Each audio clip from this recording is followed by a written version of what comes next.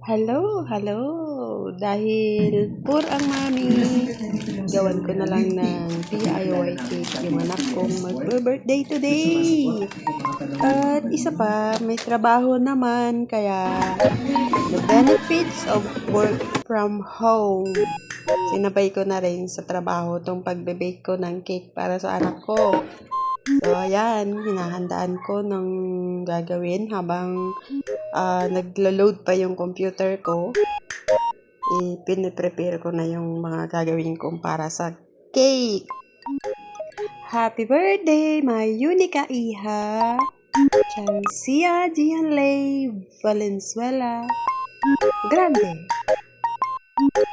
At ayan, naisipan kong gumawa ng ube cake para sa kanya. So, singit-singit ko to habang wala pang ginagawa at nasa tabi ko lang yung workstation ko dito. Kaya, eto, sip muna tayo dahil gagawa tayo ng chiffon ube cake para sa kanya. Again, wala tayong leave, may work tayo, wala tayong cash.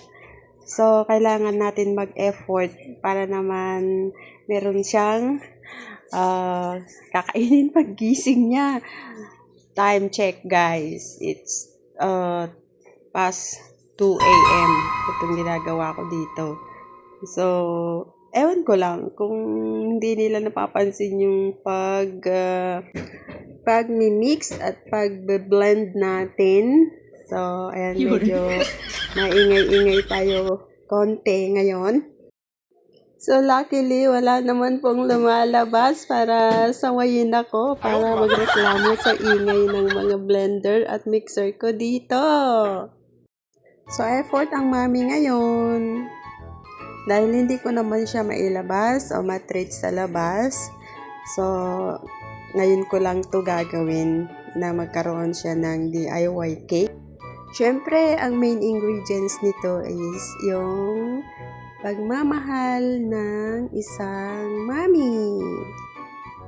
Ayan, nagbe-blend ako ng meringue dito.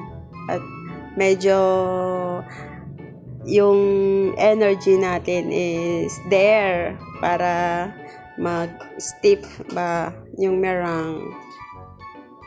Sa mga nakaraang birthday niya, sa mga nakaraang taon, ay laging lumalabas, sa labas ginaganap, kaya banding, ganon. Ngayon, kami lang naman dito. And, tinanong ko siya kung anong plano niya. Hindi naman siya nagre-response, basta sabi lang niya, stay home. Actually, wala siyang plano. So, nagkaroon ako ng idea na why not gawan ko na lang siya ng cake para naman meron pa rin symbol yung birthday niya ng April 1, since meron naman ako ditong mga nakatabing harina or mga ingredients para sa paggawa ng cake at cupcake. Ayan, nagpa-frosting na ako, guys. Ang ginamit kong frosting is yung Baker's Whip It. So, madali lang naman siyang gawa. Kaya nagpapahid na ako. Sobrang medyo challenging ngayon na. Cut pa nga itong paggawa ko eh. Kasi nga, syempre, nagwo-work tayo. Priority pa rin yung trabaho. Sinisingit ko lang talaga to, guys. Kaya medyo may cut na yung mga video natin. Gusto ko lang talagang may souvenir sa birthday ng anak ko ngayon. Kasi, ayan nga, bibihira ko lang yung gagawin yung ganito na natatawa ako or natutuwa sa sarili ko. I love yourself. Kasi gagawa ko, isingit ko ano yung mga nasa isipan ko dahil nandito lang naman tayo sa bahay or work from home naman tayo.